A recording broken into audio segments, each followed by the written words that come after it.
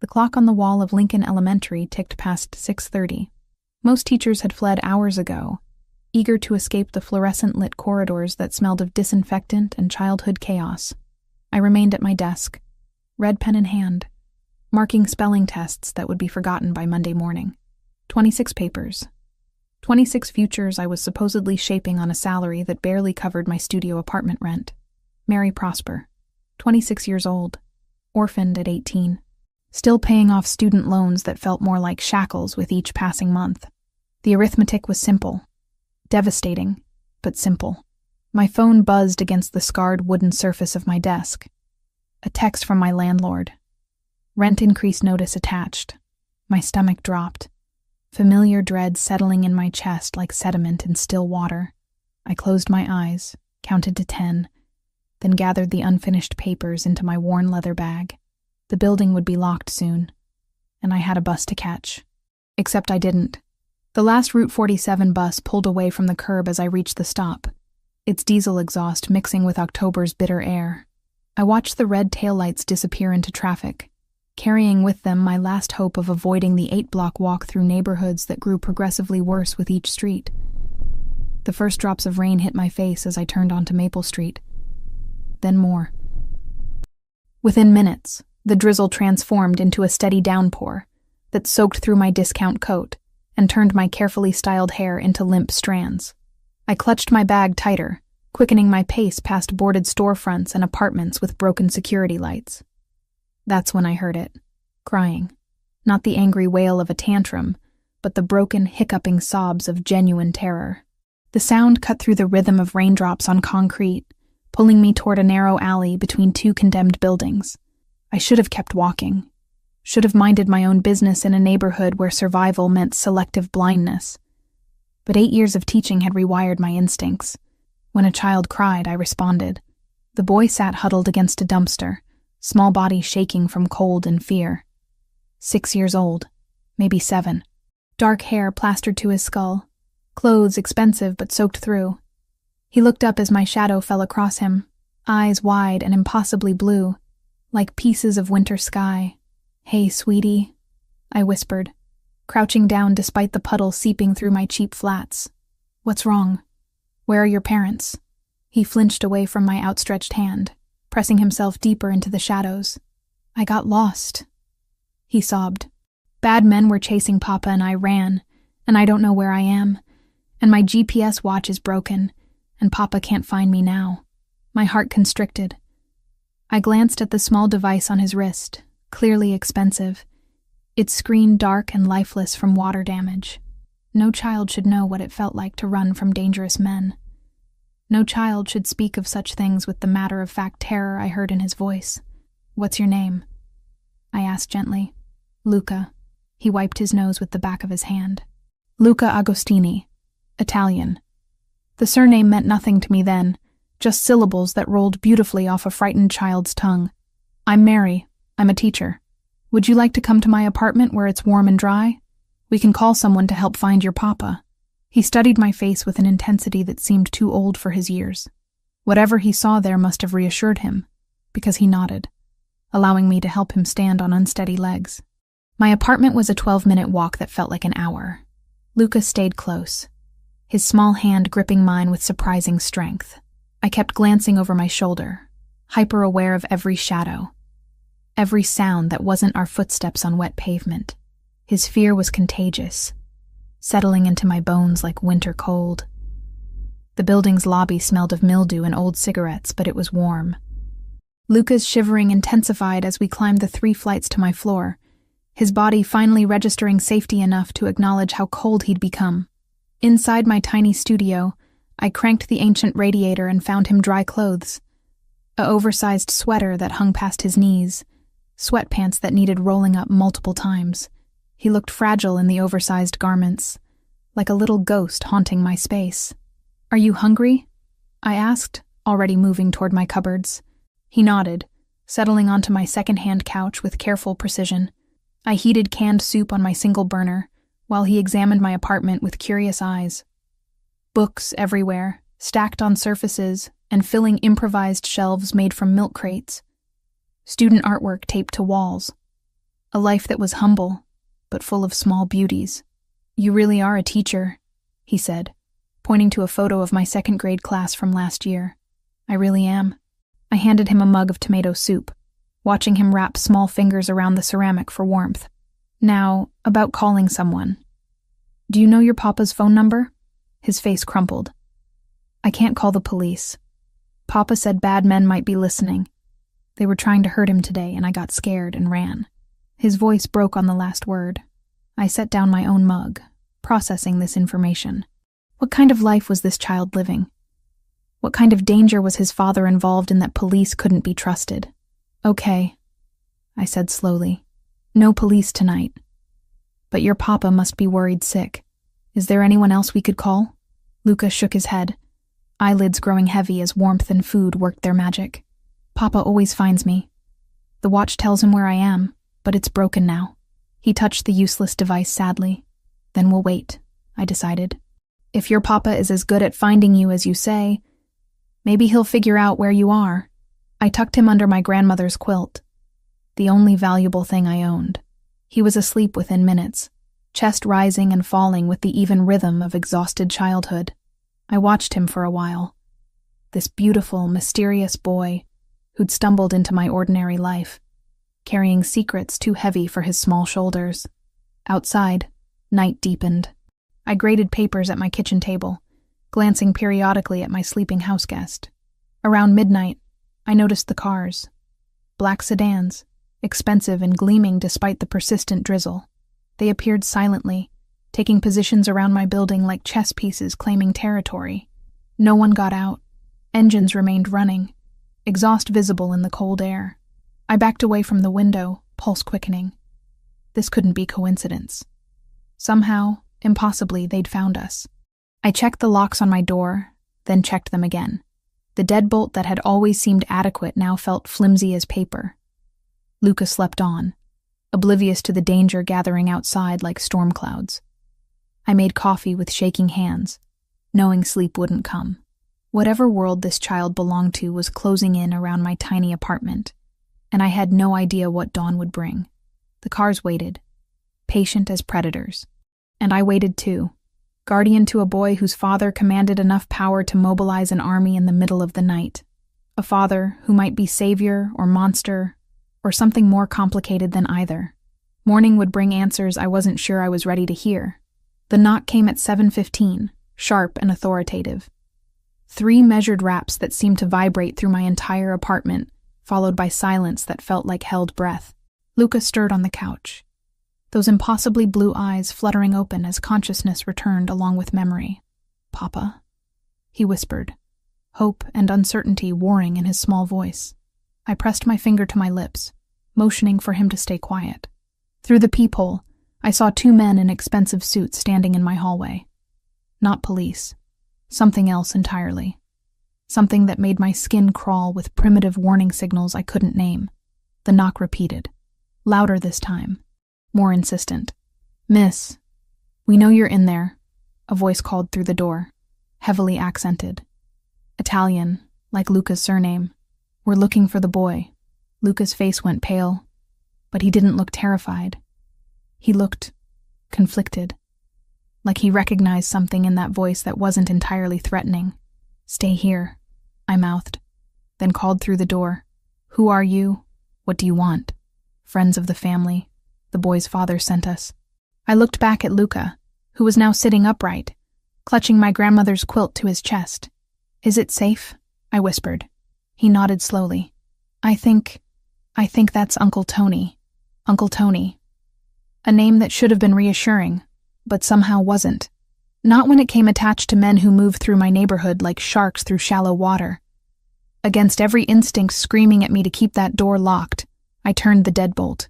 The door swung open to reveal 2 men who looked like they'd stepped out of a movie about organized crime. The first was older, maybe 50, with graying temples and eyes that had seen too much. The second was younger, but carried himself with the same predatory awareness, hand resting casually inside his jacket in a way that suggested hidden weapons. "Miss," the older one spoke first, eyebrows raised in polite inquiry. Mary Prosper. My voice came out steadier than I felt. "Miss Prosper, I'm Antonio Ricci." He gestured to his companion. "This is Enzo Moretti. We're here for Luca." Before I could respond, small feet pattered across my floor. "Uncle Tony!" Luca launched himself at the older man, who caught him in arms that were surprisingly gentle for someone who radiated such controlled danger. "Hey there, little man," Antonio murmured, relief evident in his voice as he held Luca tight. "Your papa's been worried sick. We've been looking for you all night." "I got scared," Luca said, his voice muffled against Antonio's shoulder. "The bad men came and Papa told me to run, and I did, but then I got lost and it was raining and my watch broke and then the nice teacher lady found me." Antonio's eyes moved to me over Luca's head, assessing, calculating.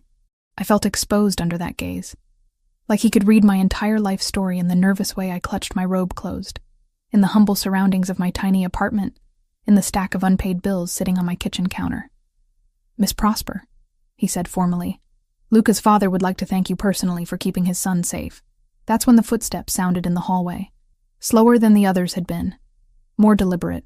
Each step seemed to echo with authority that made both Antonio and Enzo straighten slightly, defer without conscious thought.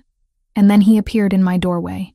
Riccardo Agostini was not what I had expected from the father of a 6-year-old boy. He was younger than Antonio, maybe late 30s, with the kind of presence that seemed to alter the very air pressure in a room. Dark hair showed threads of silver at the temples, and his eyes were the same startling blue as his son's, but harder, colder. Eyes that had seen violence and hadn't just survived it but wielded it. He wore a charcoal gray suit that probably cost more than I made in 6 months, tailored to accommodate what was clearly an athletic build beneath the expensive fabric. A scar ran along his left temple, thin and precise, like someone had tried to write their signature on his face with a blade. But it was his stillness that truly unsettled me. He didn't fidget or pace or show any of the nervous energy I would have expected from a father who'd spent the night searching for his missing child. He simply stood there, taking in every detail of my apartment, of me, of the situation, processing information with the calculating patience of an apex predator. "Papa!" Luca wiggled out of Antonio's arms and ran to his father, who caught him and lifted him effortlessly, some of the hardness leaving his features as he held his son.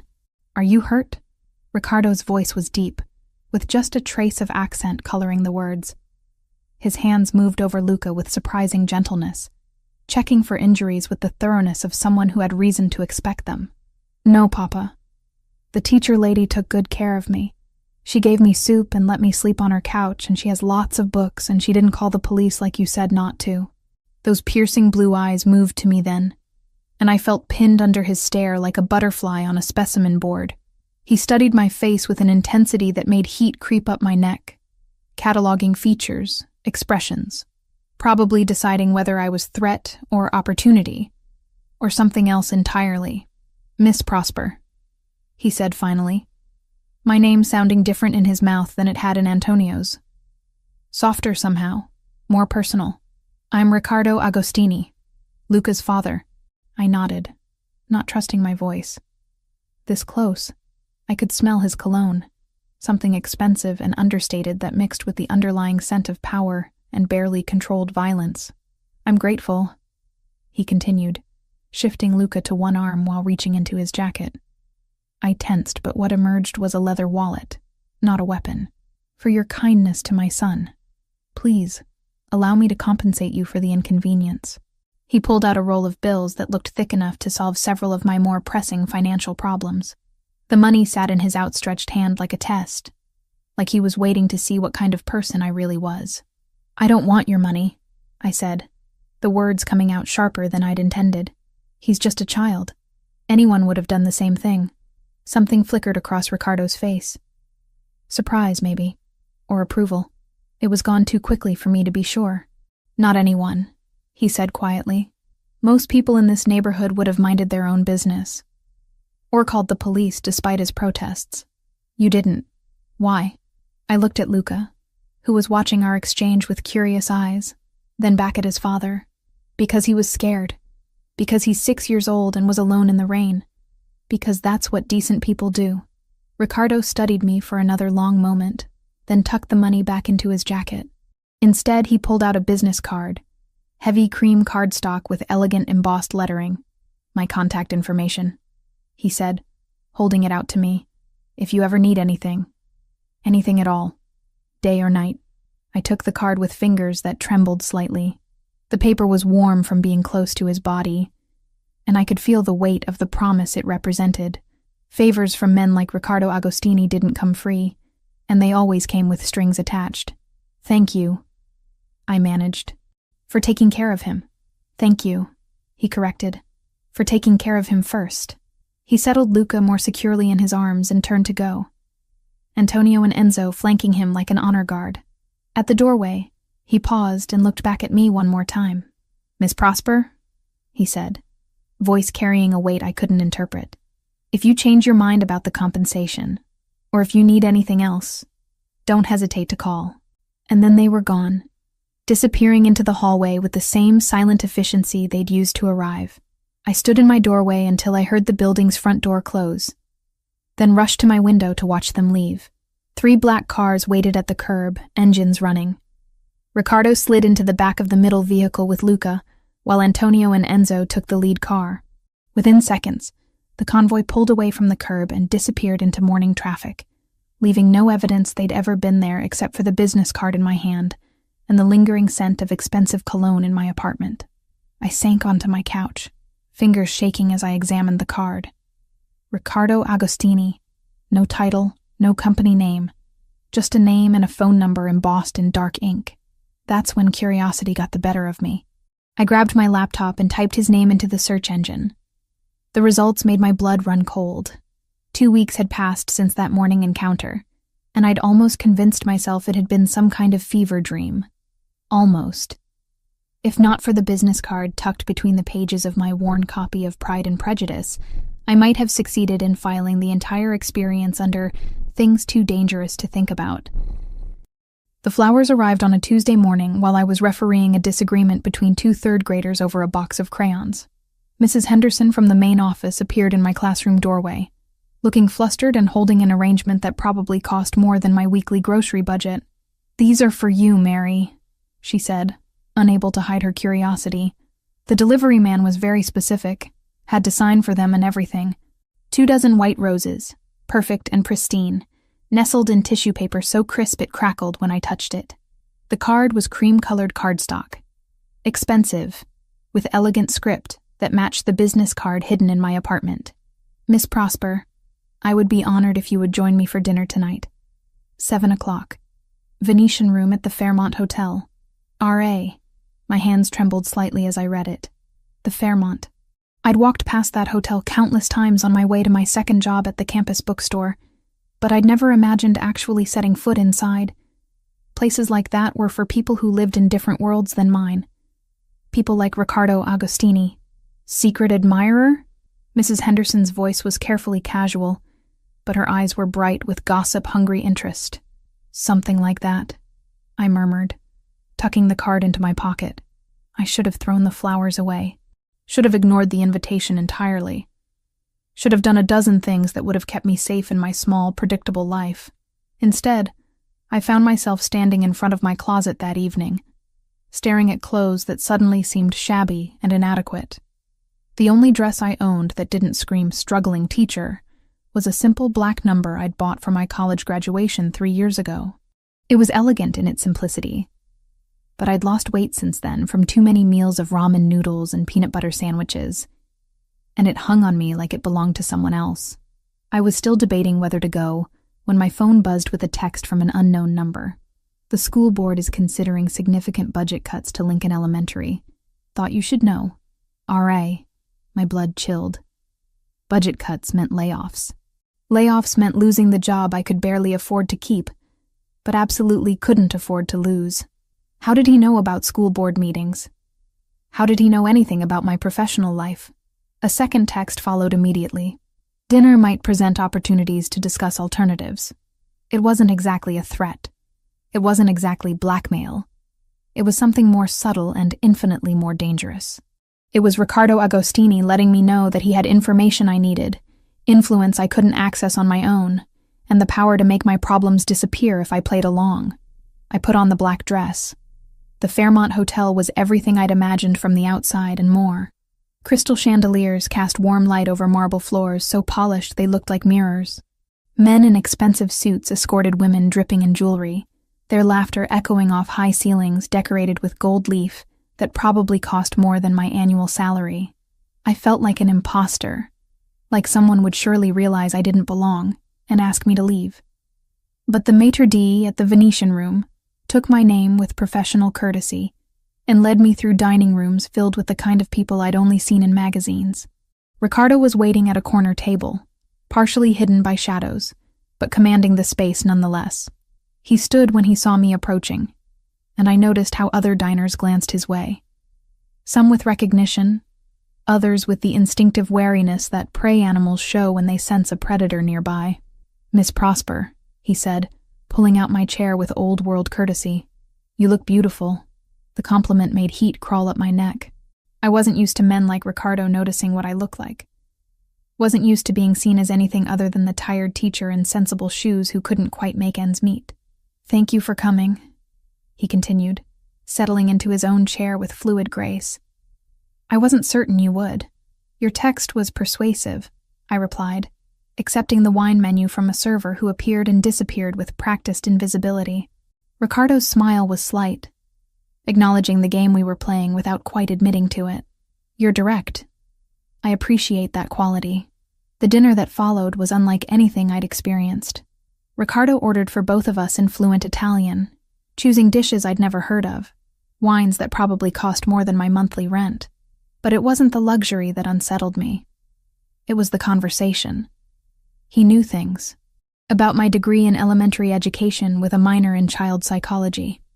About my parents' accident 8 years ago and the medical bills that had consumed the small inheritance they'd left. About my student loans and second job and the scholarship I'd earned to Boston University. About the commendation I'd received last year for my work with at-risk children. "You've done research," I said, setting down my fork with deliberate precision. "I'm thorough about people who matter to me." "Why would I matter to you? I helped your son. That doesn't make me important." Ricardo leaned back in his chair, studying me with those unsettling blue eyes. "You're intelligent, educated, and kind. You have integrity in a world where that's increasingly rare. You chose to help a frightened child when you could have walked away. That tells me everything I need to know about your character. And that matters because Luca needs stability, guidance. Someone who understands how a child's mind works and can help him navigate a complicated world." He paused, swirling wine in his glass. His mother died 3 years ago. Since then, he's been surrounded by bodyguards and housekeepers, people who care for his physical needs, but don't understand his emotional ones. The pain in his voice when he mentioned his wife was carefully controlled, but unmistakable. This was a man who'd loved deeply and lost catastrophically, who carried that grief like a scar that never quite healed. "I'm sorry for your loss," I said quietly. "Elena was light in a dark world. When she died, that light went out for both of us." His fingers tightened almost imperceptibly around his wineglass. "Luca has nightmares. He's afraid to be away from me for more than a few hours. He's brilliant, but isolated. He needs someone who can reach him. You want me to be his tutor. I want you to consider it. 3 sessions per week, 3 hours each session. The compensation would be sufficient to eliminate your student debt and provide a comfortable living wage." The offer hung in the air between us like a bridge I could choose to cross or burn. I knew I should ask questions about his business, about the dangerous world that had sent his son running through alleys in the rain. I knew I should be terrified of getting involved with a man whose very presence seemed to bend reality around his will. Instead, I found myself asking, what would I be teaching him? Academics, certainly, but more than that. How to be a child when circumstances have forced him to grow up too quickly. How to trust when trust has been dangerous. How to find joy when the world seems determined to extinguish it. The vulnerability beneath his words caught me off guard. This wasn't the controlled, calculating man who commanded rooms full of dangerous men. This was a father struggling to protect his son from shadows that never quite disappeared. "The school board meeting," I said, deflecting from emotions that felt too intimate for public spaces. "How did you know?" "I have interests in many areas of the city. education being one of them. His smile held secrets I couldn't begin to guess. Lincoln Elementary could benefit from private patronage, anonymous donations that ensure teacher positions remain funded, classroom supplies stay stocked, programs continue to operate. Quid pro quo. Help his son, and he'd help my school. Help my colleagues keep their jobs. Help children who needed every advantage they could get. This feels like coercion, I said, though the word lacked conviction. This feels like mutual benefit, he countered. I'm offering you an opportunity to do what you love while being compensated fairly for your expertise. What's coercive about that? We both knew it was more complicated than he made it sound. Men like Riccardo Agostini didn't make simple business propositions. They made investments that paid dividends in loyalty, in obligation, in debts that could be called in when convenient. But as I sat across from him in that elegant dining room, watching candlelight play across features that seemed carved from marble and shadow, I realized I was already lost. Not because of his power, or his money, or his threats, but because of the way his voice broke when he spoke about his son, because of the loneliness I recognized in his carefully controlled expression, because of the way he looked at me like I was something precious rather than something expendable. 3 months, I heard myself saying. Trial period. If it's not working for any of us, I walk away. No questions asked. Ricardo's smile was slow, satisfied, like he'd known what my answer would be before I'd spoken. 3 months, he agreed, raising his glass in a mock toast. To new beginnings. I touched my glass to his, sealing an agreement that felt more like a pact with forces I couldn't begin to understand. As he drove me home in a car that purred like a contented cat, I caught him watching me in the rearview mirror with an intensity that made my skin tingle with awareness I had no business feeling. Mary, he said as we pulled up to my building, my name sounding different in his mouth than it had 2 weeks ago. More intimate, more possessive. Yes, you're different from the others. I didn't ask what others he meant. Didn't want to know about the women who'd come before me, who'd sat in that same passenger seat and listened to promises that may or may not have been kept. Instead, I got out of the car and walked to my building without looking back, though I felt his eyes on me until I disappeared through the front door. 3 weeks into my arrangement with Ricardo, I'd grown accustomed to the rituals of entering his world. The drive through progressively wealthier neighborhoods, until Boston's gritty urban landscape gave way to manicured estates hidden behind iron gates and old money discretion.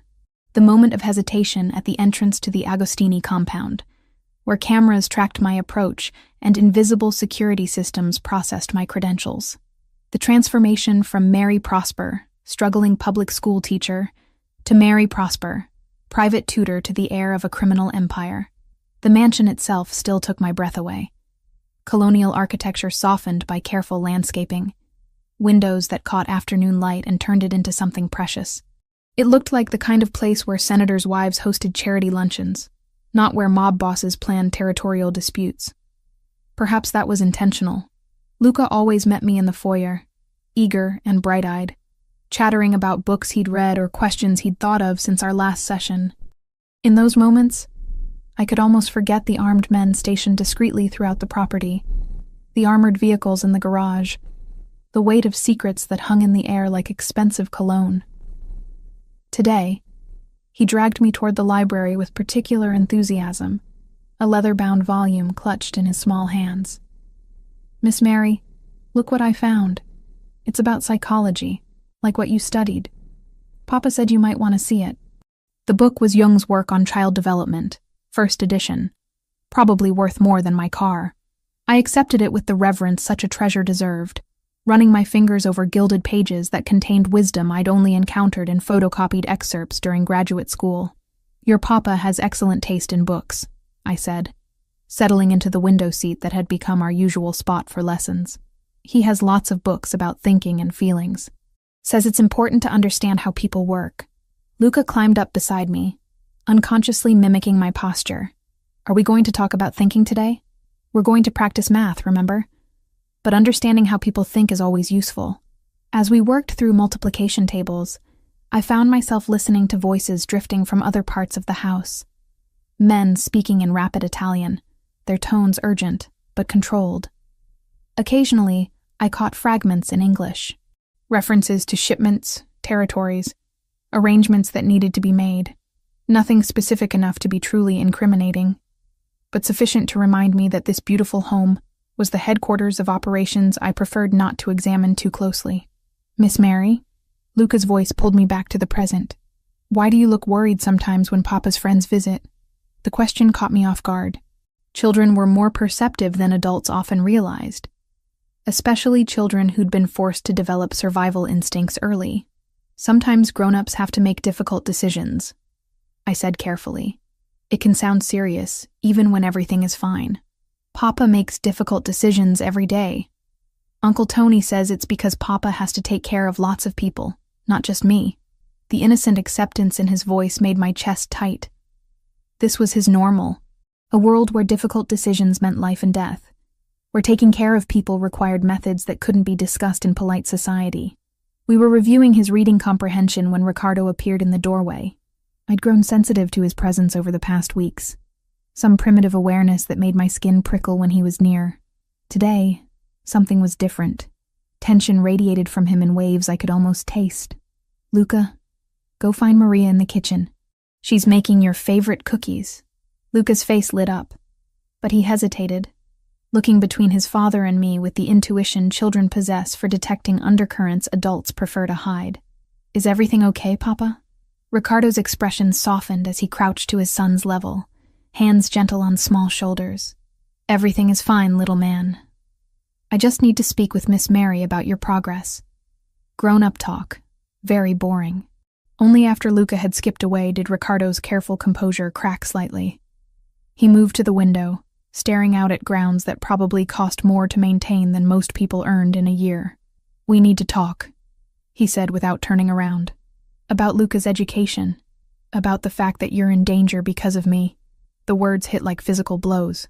I set down the book I'd been holding, hands suddenly unsteady. "What kind of danger?" "The kind that comes with proximity to my family. There are people who see anyone close to us as leverage, as weak points they can exploit." His reflection in the window looked haunted. My wife understood this. Elena was raised in this world, knew the rules, accepted the risks. "You didn't choose this. I chose to work for you. You chose to help a child. There's a difference." He turned then, blue eyes burning with something that might have been regret. "The Torino family has been making inquiries about you. About your schedule, your routines, your vulnerabilities." Ice formed in my stomach. The Torinos? Old enemies. They've been testing boundaries lately, pushing against territories that have been settled for years. Using you against me would be efficient. The clinical way he discussed threats to my life made everything feel surreal, like we were analyzing a chess problem rather than talking about people who might want to hurt me. "What does that mean exactly?" Ricardo was quiet for a long moment, and when he spoke, his voice carried weight that made each word feel final. "It means you can't go home tonight, or any night until this is resolved. You can't just decide that. I can't just let you die." The raw emotion in his voice startled both of us. "Not because of me. Not because you were kind to my son."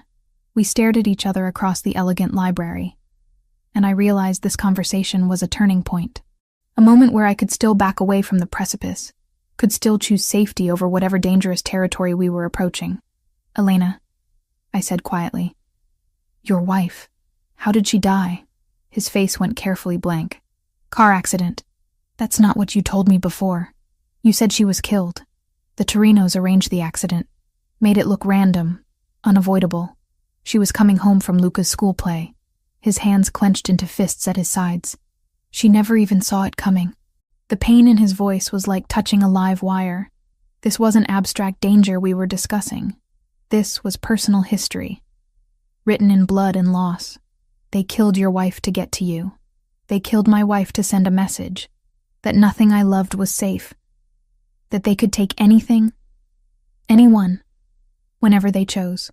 His eyes met mine, and I saw years of carefully controlled rage burning there. "I won't let them do it again." Before I could respond, the sound of screaming metal and shattering glass erupted from somewhere outside the house. Car alarms began wailing, men shouted in multiple languages, and the peaceful afternoon exploded into chaos. Ricardo was moving before I'd fully processed what was happening, pulling me away from the windows, speaking rapidly into a phone that had appeared in his hand. "Enzo, talk to me." "How many? Where's the boy?" The library door burst open and Antonio rushed in, his usually composed demeanor replaced by grim efficiency. "3 cars, automatic weapons. They're not trying to get in, just making noise. Distraction. Luca? Safe room with Maria. Building's locked down." Ricardo nodded, then turned to me with an expression that was part apology, part command. "Mary, I need you to listen very carefully. Antonio is going to take you to a secure location. You don't leave his sight. You don't ask questions. You do exactly what he tells you. What about you? I'm going to end this." The words were spoken with such cold finality that I understood this wasn't bravado or anger. This was a man who'd built an empire on decisive action, who'd survived in a world where hesitation meant death. "Ricardo," I said, his name feeling foreign on my tongue. "Be careful." Something shifted in his face at the sound of his name from my lips. He stepped closer, close enough that I could smell his cologne, could see the silver threads in his dark hair. "When this is over," he said quietly, "we're going to talk about what happens next, what we both want to happen next." Before I could ask what he meant, his mouth was on mine. The kiss was fierce, desperate, tasting of coffee and barely controlled violence. It lasted only seconds, but it seared itself into my memory with indelible permanence. Then Antonio was pulling me toward a hidden panel in the library wall, and Ricardo was striding toward whatever confrontation awaited him, and I was falling through a trapdoor into a world where normal rules no longer applied.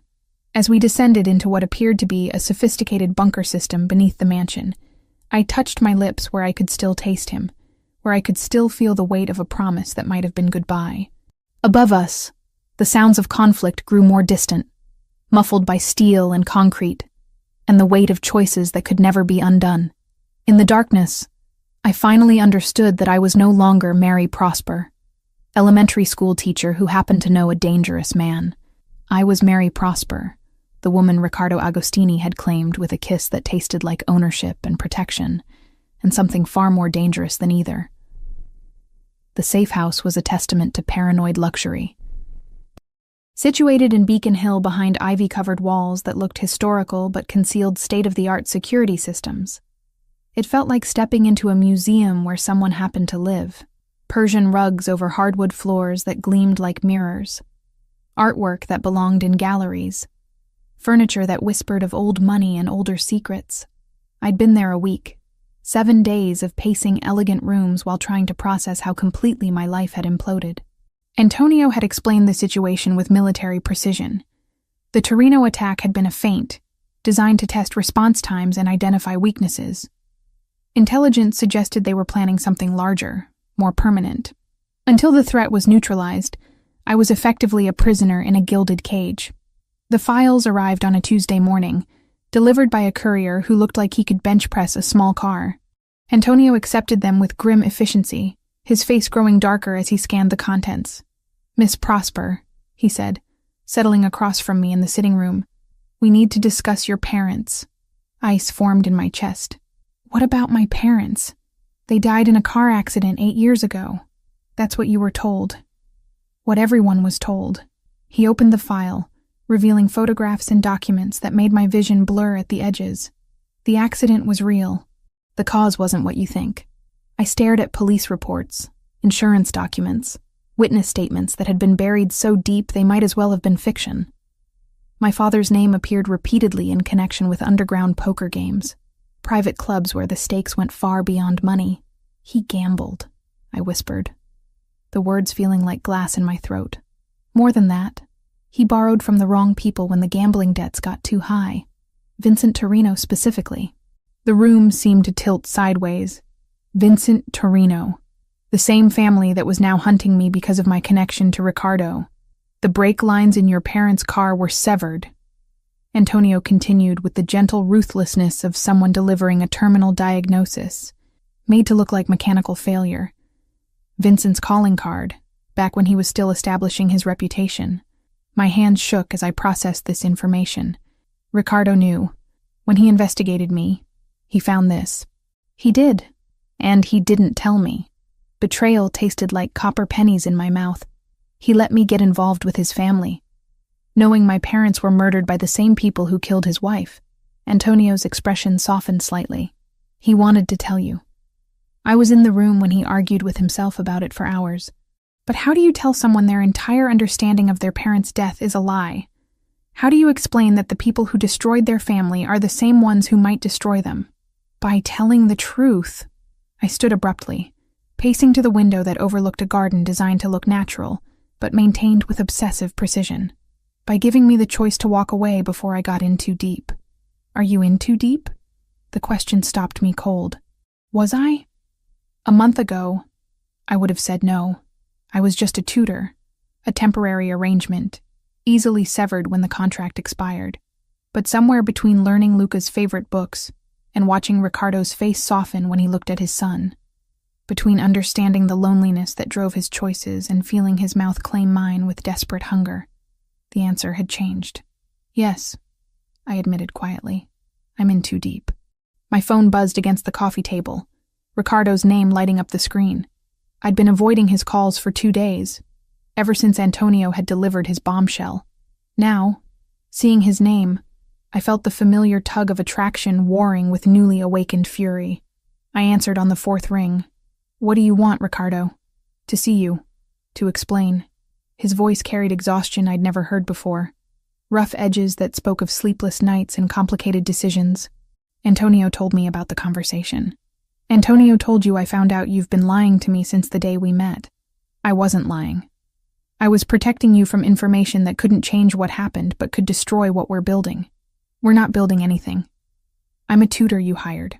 That's all. Silence stretched between us, heavy with unspoken truths.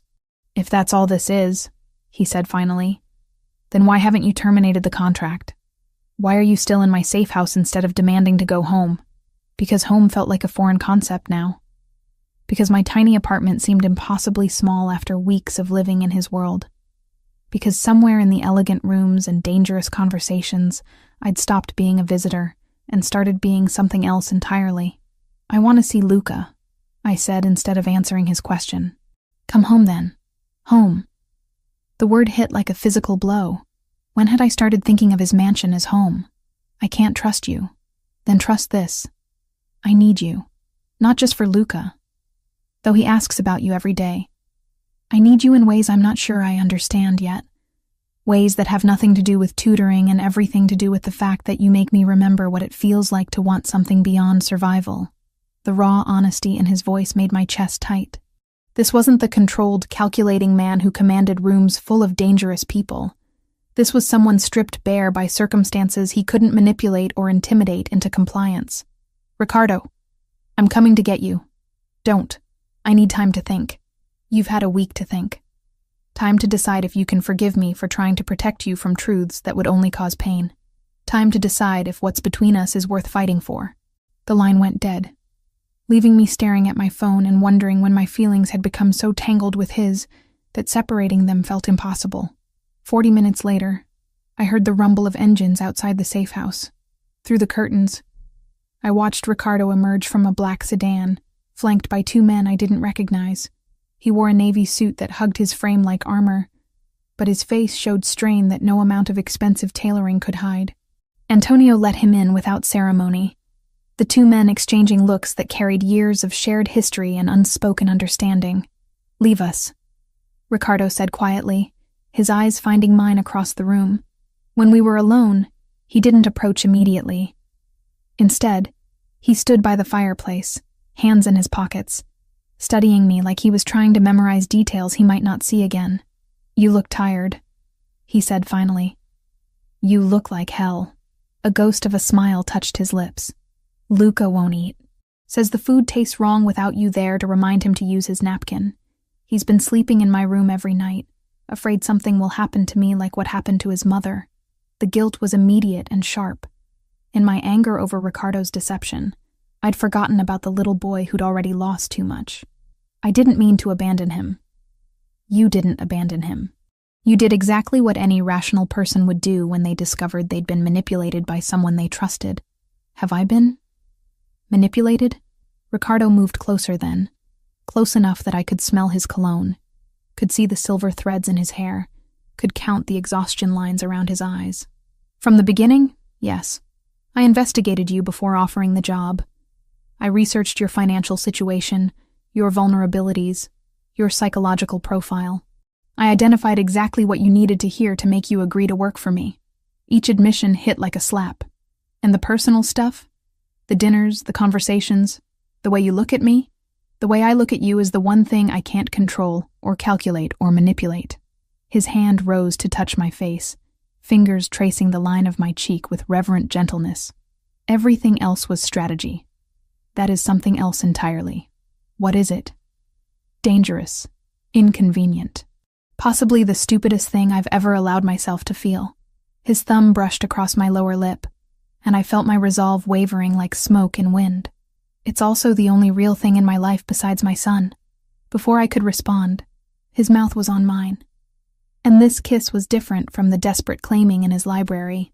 This was persuasion, seduction, a slow burn that made my knees weak and my principles negotiable. When we broke apart, I was breathing hard, my hands fisted in his shirt like I was drowning, and he was the only solid thing in a world gone liquid.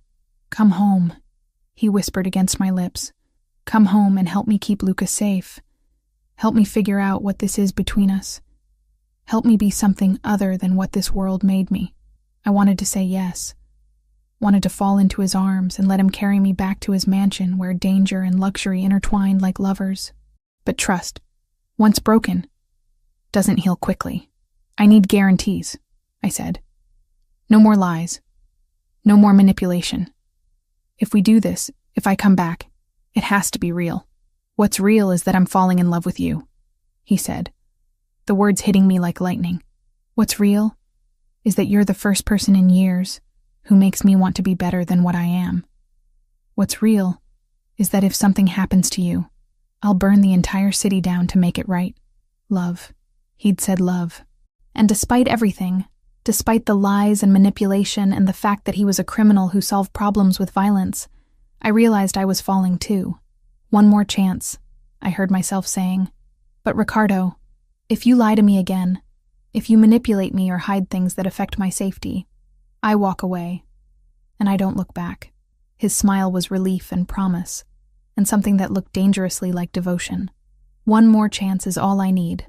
The warehouse smelled of rust and abandonment, decades of maritime commerce reduced to shadows and echoes.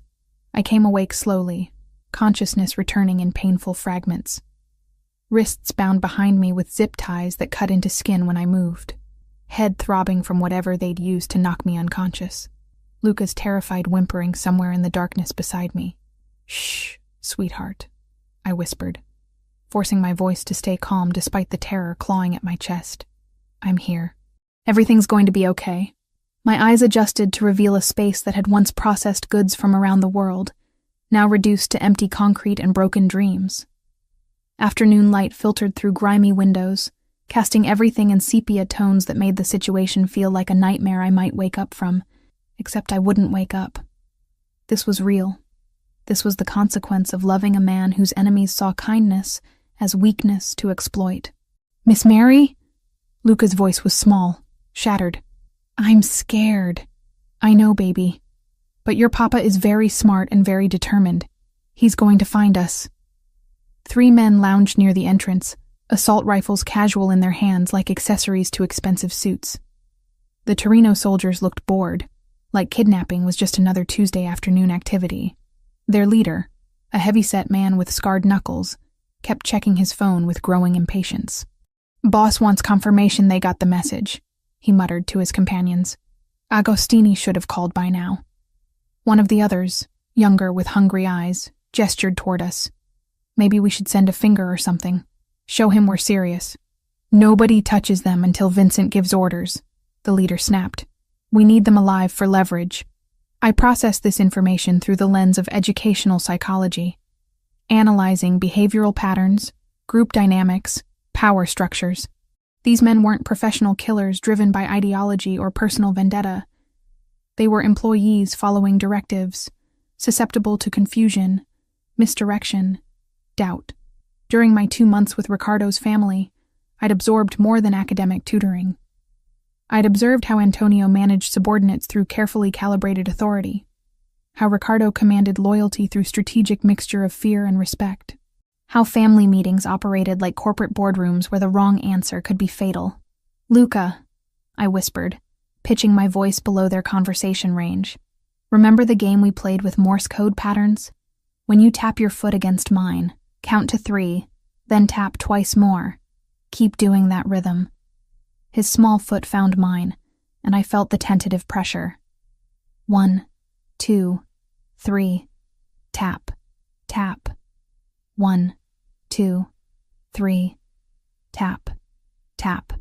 Meanwhile, I began working on the psychological components of our situation. These men expected us to be helpless victims, cowering in fear until Ricardo arrived with whatever ransom Vincent demanded. They weren't prepared for active resistance, especially not from an elementary school teacher who'd spent years managing classroom dynamics and troubled children. "Excuse me," I called out, using the firm but polite tone that commanded attention in parent conferences. "Could I get some water for the boy?" The leader looked over with mild surprise. Most kidnapping victims probably didn't make polite requests. "You're not exactly in a position to make demands, lady." "I'm not demanding. I'm asking. He's 6 years old and he's dehydrated. Surely you have children of your own." Something flickered across his face. Discomfort, maybe. Or recognition. Vincent didn't say anything about keeping the kid comfortable. Vincent Torino has a reputation for being smart, strategic. A sick child reduces leverage. A healthy child demonstrates your professionalism. I was gambling on his pride, on the peculiar honor code that governed criminal enterprises. These men saw themselves as professionals, not monsters who tortured children for entertainment. The leader studied me for a long moment, then nodded to the younger man. "Get her some water. Small bottle." While he was gone, I continued Luca's Morse code lesson, feeling his small foot maintaining the rhythm against mine. The pattern wasn't random. I was teaching him to tap out SOS in Morse code, over and over, loud enough that sensitive surveillance equipment might pick up the sound through concrete and steel. Ricardo had mentioned the sophisticated tracking capabilities his security team employed. Voice recognition, heartbeat monitors, satellite thermal imaging. If they were searching methodically, they'd eventually detect pattern anomalies in audio feeds from industrial areas near the harbor. "Miss Mary," Luca whispered when the men weren't looking. "Are the bad men going to hurt Papa?" "Your Papa has been dealing with bad men his whole life, sweetheart. He knows how to stay safe." What I didn't say was that Ricardo's safety mattered less to him than ours. A man who'd lost his wife to these same enemies wouldn't hesitate to trade his life for his son's. The knowledge sat in my chest, like lead. Hours passed. The light from the windows shifted. Afternoon becoming evening, becoming night. Our captors grew restless, making phone calls that seemed to produce no satisfactory answers. Vincent, apparently, was proving difficult to reach. "Maybe he's dead," the young one suggested hopefully. "Maybe Agostini got to him first." "Shut up," the leader snapped. Vincent doesn't die easy. But doubt was creeping into their voices, uncertainty that I could exploit. "You know," I said conversationally, "Riccardo Agostini didn't become the most powerful man in Boston by being predictable. Whatever Vincent told you to expect, whatever timeline he gave you, he was probably wrong." The leader turned to glare at me. "What's that supposed to mean?" "It means you're sitting in a warehouse with 2 hostages, no communication from your boss, and no exit strategy. It means every minute you stay here increases the chances that Ricardo's people triangulate your position." I was bluffing, mostly, but confidence was a weapon I'd learned to wield in classrooms full of skeptical adolescents. Project certainty, and people believe you know something they don't. "Lady, you don't know what you're talking about. I know that scared men make stupid decisions. I know that Vincent Torino has a reputation for abandoning subordinates when operations go sideways. I know that Ricardo pays better than your current employer." The younger man looked interested despite himself. "How much better?" "Shut up, Tony," the leader warned. But the seed was planted. Doubt, once introduced, grew like cancer in criminal organizations built on fear and greed. Around midnight, Everything changed. The building's power died without warning. Emergency lighting casting everything in hellish red. Luca pressed closer to me, his small body trembling with exhaustion and terror. Then I heard it. The distinctive sound of tactical boots on concrete, moving with professional precision through darkened corridors. Ricardo's people had found us.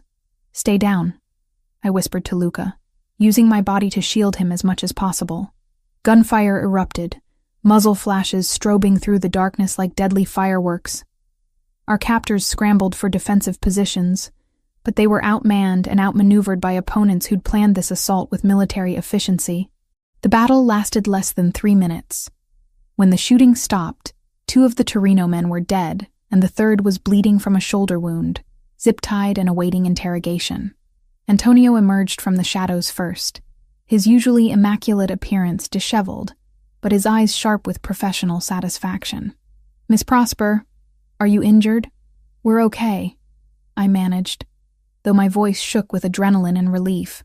Then Ricardo was there, kneeling beside us, hands gentle as he checked us for injuries. In the red emergency lighting, his face looked like it had been carved from stone in fury. "Papa!" Luca threw himself into his father's arms, sobbing with the complete abandon of a child who'd been too scared to cry during captivity. Ricardo held his son with one arm, while his free hand cupped my face, thumb brushing away tears I hadn't realized I was crying. "You're safe," he whispered, and I heard years of barely controlled terror in his voice. "You're both safe." Enzo appeared with bolt cutters, freeing my wrists from the zip ties that had left angry red marks on my skin. Ricardo helped me stand, his arm around my waist, solid and warm and protective. "How did you find us?" I asked. "The Morse code," Antonio replied with something that might have been admiration. "Luca's foot tapping. Our surveillance equipment picked up the SOS pattern and triangulated the source." I looked down at the little boy in his father's arms, amazed by his courage, his ability to maintain focus under circumstances that would have broken most adults. "Good job, sweetheart," I said, touching his hair gently. "You saved us both." As we left the warehouse, Ricardo's arm never left my waist, like he was afraid I might disappear if he let go. Behind us, his men cleaned up evidence with the efficiency of long practice. "Vincent?" I asked. "Won't be a problem anymore," Ricardo replied, his voice carrying finality that brooked no questions. In the car, Luca fell asleep between us, exhausted by terror and relief. Ricardo's hand found mine in the darkness, fingers intertwining with desperate strength. "Mary," he said quietly, "I can't do this anymore. Can't live with the constant fear that someone will use you against me. Can't watch you and Luca pay for my choices." "What are you saying?" "I'm saying that loving you is the most dangerous thing I've ever done, and also the most necessary." His words hung in the air between us like a bridge I could choose to cross or burn. In the past few hours, I'd seen what his world cost, but I'd also seen what he was willing to sacrifice to protect the people he loved. "Then let's make it worth the danger," I said, squeezing his hand. When he kissed me this time, it tasted like promises and homecoming and the kind of love that builds empires from ashes. 3 months had passed since the warehouse. 3 months of integration into Ricardo's world, where I'd evolved from outsider to insider, from victim to strategist. The transformation hadn't been sudden or dramatic. It had been a gradual awakening to capabilities I'd never known I possessed. Skills honed through careful observation and psychological training that proved surprisingly applicable to criminal enterprises. The message arrived on a Tuesday evening while Ricardo was reviewing territory reports in his study. Antonio brought it personally, his usual composure replaced by grim anticipation. "Vincent Torino wants to meet," he announced without preamble. "Neutral ground. Says it's time to end this properly." I looked up from the educational psychology journal I'd been reading, an article about manipulation techniques in high-stress environments that had proven remarkably relevant to my new circumstances. "It's a trap." "Of course it's a trap," Ricardo replied without looking up from his papers. "The question is whether it's a trap we can turn to our advantage." Over the months, I'd learned to read the subtle signs of his mood, the way his pen moved across paper with slightly more force when he was calculating violence, the precise stillness that settled over him when multiple scenarios played out simultaneously in his mind. Tonight, He was planning war. Where does he want to meet? I asked. Pier 47. Tomorrow night. Midnight. Antonio's expression suggested he'd rather wrestle sharks than attend this meeting. Says he wants to discuss territorial agreements, compensation for recent losses. Compensation! Ricardo's laugh was winter ice scraping concrete. He kidnaps my family and wants compensation. I closed the journal, focusing entirely on the conversation. In 3 months, I'd absorbed enough about territorial dynamics to understand what Vincent was really proposing. This wasn't about money or territory lines. This was about honor, about reputation, about the kind of public humiliation that destroyed criminal empires from within. He's not expecting you to agree to compensation, I said quietly. He's expecting you to refuse, to get angry, to make a mistake that gives him justification for whatever he's really planning. Both men turned to me with the focused attention I'd learned to recognize as respect. My insights into psychological manipulation had proven valuable in ways my education had never intended. Explain, Ricardo said. I moved to his desk, spreading out a city map with territorial markings that looked like a chessboard designed by Napoleon. Vincent knows you won't pay him. He's counting on it. But he also knows you can't refuse to meet without looking weak to the other families. So he's created a situation where any response serves his purposes. Except he's not accounting for variables he doesn't understand. He thinks in terms of traditional power structures, violence, intimidation, territorial control. But you have assets he can't calculate. Ricardo's smile was sharp enough to cut glass. Such as a woman with a master's degree in educational psychology who spent 3 months studying criminal organizational behavior. Such as someone who understands group dynamics and leadership manipulation in ways that don't typically appear in mob strategy sessions. I leaned over the map, pointing to various locations. Vincent expects you to come armed, angry, ready for confrontation. He expects Antonio, Enzo, maybe 6 other men in a show of force. He's prepared for that scenario. What's he not prepared for? Psychological warfare, misdirection based on behavioral prediction models. Someone who can read micro-expressions and voice stress patterns to determine when he's lying, when he's vulnerable, when he's about to make the mistake that gives you the advantage. Antonio looked skeptical. Miss Mary, with respect, this isn't a classroom. No, it's not. It's a high-stakes negotiation between competing leadership structures. The principles are remarkably similar. I turned to Ricardo. Let me come with you. Absolutely not. Listen to me first. Vincent's psychology profile, based on everything you've told me about his past behavior, suggests someone who compensates for deep insecurity through displays of dominance. He needs to feel superior to validate his leadership position. And he's not prepared to be analyzed by someone trained in recognizing and exploiting those psychological patterns. While he's focused on you as the primary threat, I can be reading his tells, identifying his pressure points, looking for the moment when his need to dominate overrides his strategic thinking. Ricardo was quiet for a long moment, that calculating stillness settling over him like armor. It's too dangerous. More dangerous than letting him control the narrative. More dangerous than walking into a situation where you're reacting instead of directing. I pulled out my phone, showing him an article I'd bookmarked. Hostage negotiation techniques, psychological pressure mapping, de-escalation strategies that can be reversed into manipulation tools. I've been studying this for months, not just as academic curiosity but as survival skills. Mary, 3 months ago, you told me I was intelligent, educated, and kind. You said I had integrity in a world where that was rare. Those qualities didn't disappear when I chose to stay with you. They evolved. I moved closer to him, close enough to see the war between protection and pragmatism playing out in his eyes.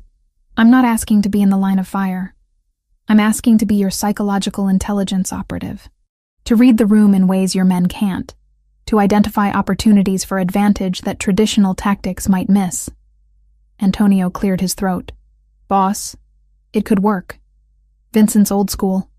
He won't see a woman as a strategic threat until it's too late. If something happens to you, Ricardo began.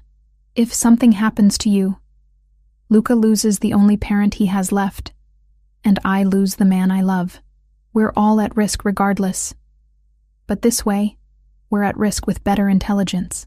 The word love hung in the air between us. I'd said it without calculation, without planning, but with complete truth. In 3 months, somewhere between tactical discussions and bedtime stories for Luca, between learning to navigate family politics and discovering the gentleman hidden beneath Ricardo's dangerous exterior, I'd fallen completely, irrevocably in love. His hand cupped my face, thumb tracing my cheekbone with familiar tenderness. If we do this, you follow orders without question. If I say run, you run. If I say hide, you disappear. No heroics, no psychological analysis that puts you in harm's way. Agreed. And after this is over, after Vincent is no longer a threat, we talk about what comes next. About making this official, making you family in ways that go beyond employment contracts and protection arrangements. My heart stuttered. Official? I'm asking you to marry me, Mary Prosper. Not because of convenience or strategy or any other calculated reason. Because I can't imagine a future that doesn't include you. And because I want the whole world to know that you chose to be here. Chose to be mine. The proposal hit like lightning. Unexpected and transformative. In the middle of planning what might be our last confrontation with Vincent Torino, Ricardo was offering me forever. Yes, I whispered, the word barely audible but carrying the weight of absolute certainty. He kissed me then, soft and reverent, like I was something precious he was afraid of breaking. All right then, he said against my lips. Let's go end this war so we can start our life. The next 24 hours passed in controlled preparation. Ricardo's men briefed me on signal protocols, escape routes, contingency plans. I studied everything they had on Vincent Torino.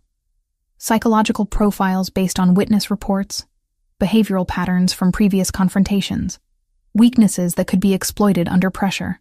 By the time we left for Pier 47, I understood my role with academic precision. I would observe, analyze, and when the moment presented itself, I would give Ricardo the psychological leverage he needed to turn Vincent's trap into his downfall. The pier was exactly what you'd expect for a midnight meeting between crime bosses. Shadows and fog, the sound of water against pylons, the smell of salt and diesel fuel. Vincent had arrived first. 3 cars positioned strategically, men visible in the darkness like pieces on a chessboard. Remember? Ricardo said as our convoy approached. You're my secret weapon. Act like decoration until it's time to strike. I nodded, checking the small recording device hidden in my jacket. Whatever happened tonight, we'd have evidence. Vincent Torino stood at the end of the pier, silhouetted against harbor lights like a villain from central casting. Older than Ricardo, heavier, with the kind of face that had seen too much violence and not enough conscience. As we walked toward him, I began my psychological assessment, cataloging details that would inform my strategy. The way he stood with feet planted too wide, overcompensating for perceived weakness. The repetitive gesture of adjusting his cufflinks, a nervous tell disguised as grooming. The careful positioning of his men, suggesting someone who needed visible proof of authority to feel secure. Agostini, Vincent called out as we approached. Good of you to come. And you brought your school teacher. How domestic. The dismissive tone was exactly what I'd expected. He saw me as irrelevant, ornamental, beneath strategic consideration. Perfect. Vincent, Ricardo replied with controlled neutrality. You wanted to talk. Let's talk. As the 2 men began their careful dance of negotiation and threat, I settled into observation mode, analyzing every word, every gesture, every micro-expression that revealed the psychological landscape beneath Vincent's surface confidence. And I began to plan his destruction. 18 months later, I stood in the nursery of our Beacon Hill mansion, watching afternoon light paint rainbows across walls the color of fresh cream.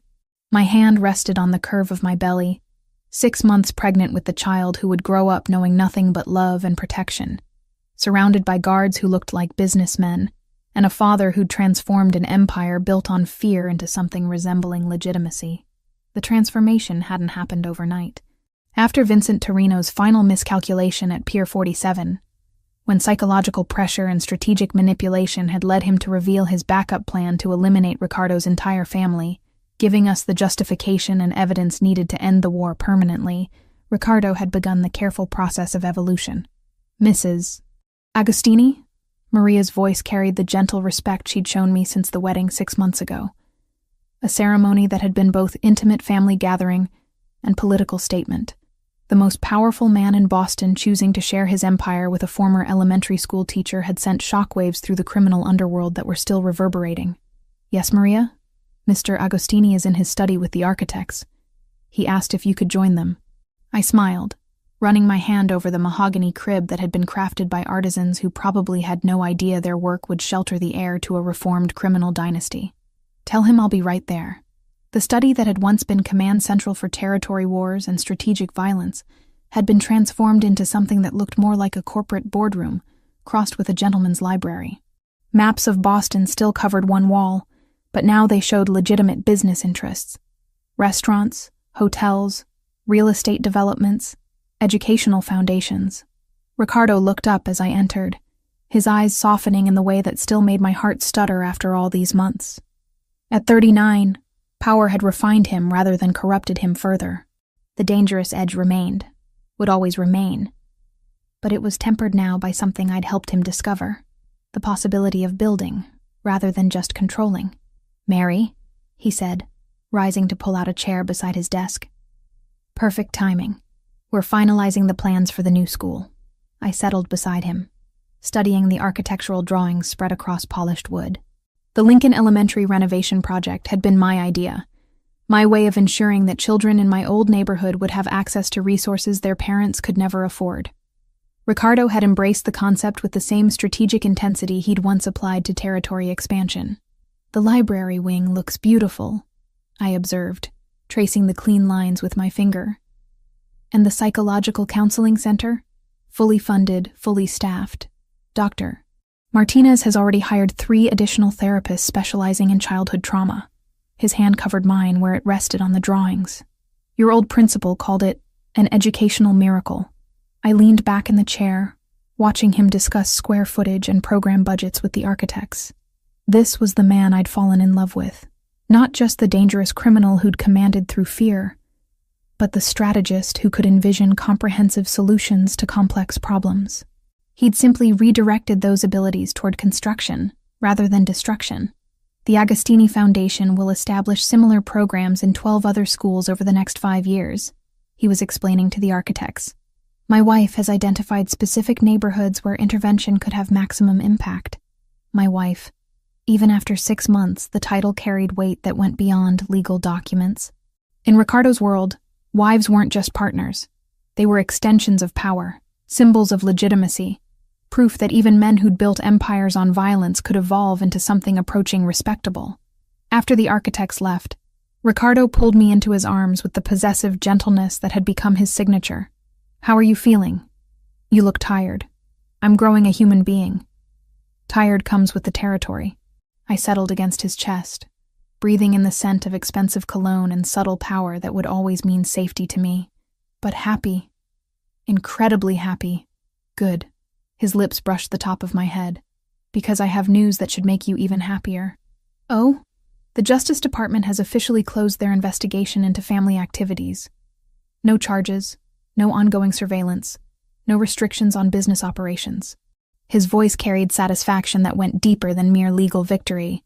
We're officially legitimate.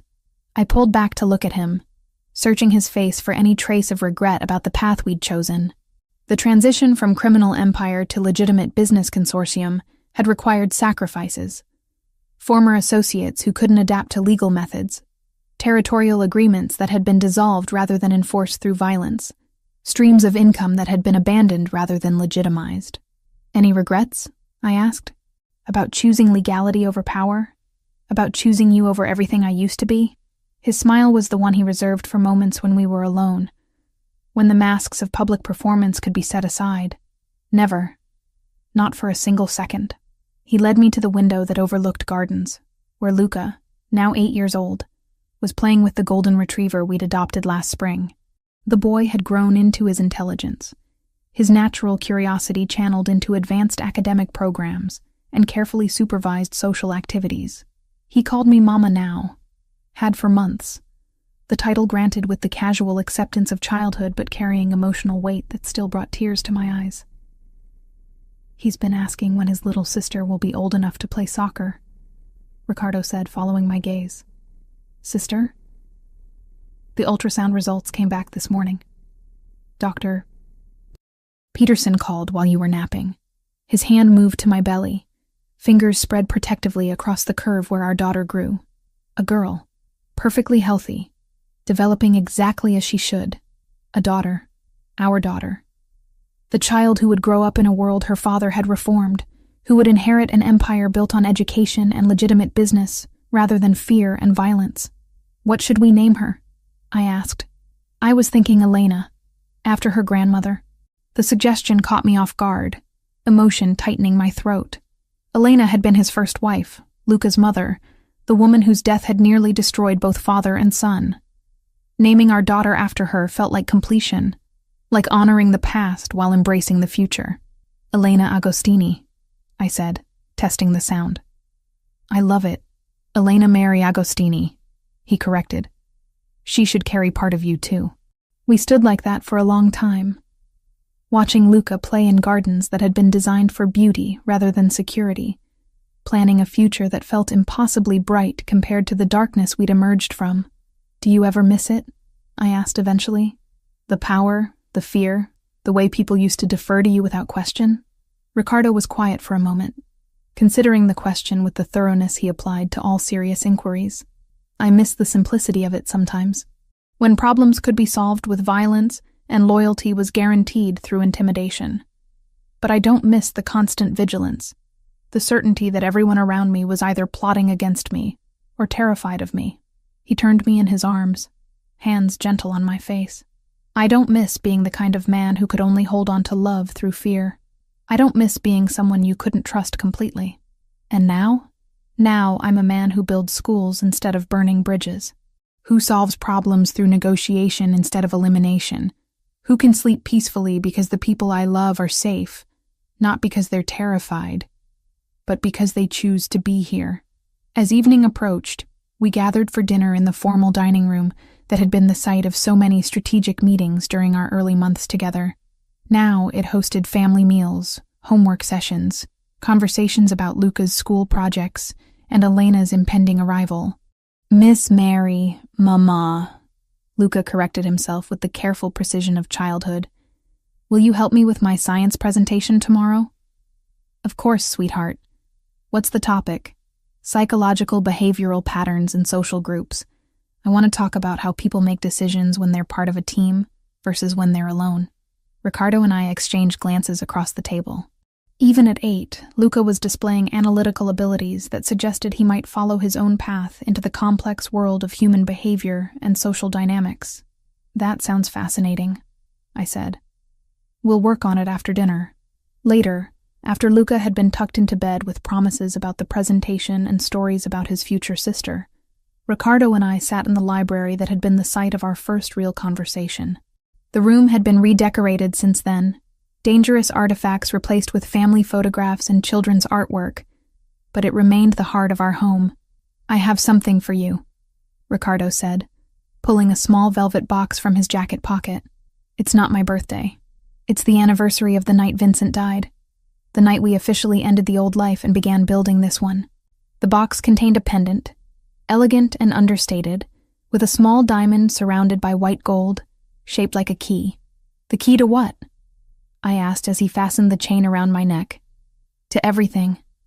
To the future we're building, to the family we're creating, to the empire we've transformed." His fingers lingered at the nape of my neck, touch sending familiar shivers down my spine. "To my heart, which has been yours since the night you took in a frightened child without asking questions." I turned in his arms, marveling again at the transformation that had brought us to this moment. The dangerous man who'd once commanded through fear had become someone who ruled through love, respect, and strategic brilliance applied to legitimate purposes. "I love you," I said, the words carrying the weight of everything we'd overcome and everything we were building together. "I love you too, Mrs. Agostini. Today, tomorrow, and for every day of the empire we're going to leave our children." As he kissed me, soft and reverent in the room where our story had truly begun. I could hear the future calling. Elena's first steps, Luca's graduation, family dinners in the mansion that had become a home, board meetings for the foundation that would educate thousands of children. Quiet moments like this one when the weight of the past gave way to the promise of tomorrow. I'd been Mary Prosper, struggling teacher who'd saved a lost child in the rain. Now, I was Mary Agostini, queen of an empire built on love instead of fear, architect of a legacy that would outlast us both. And I had never been happier to be wrong about where life would take me. Outside, Boston glittered with possibilities. And inside our home, the future grew beneath my heart, while the man I loved planned ways to make the world better for the children who would inherit everything we'd built together. The rain that had brought us together seemed like a blessing now, a gift that had transformed two broken people into architects of something beautiful and lasting and true.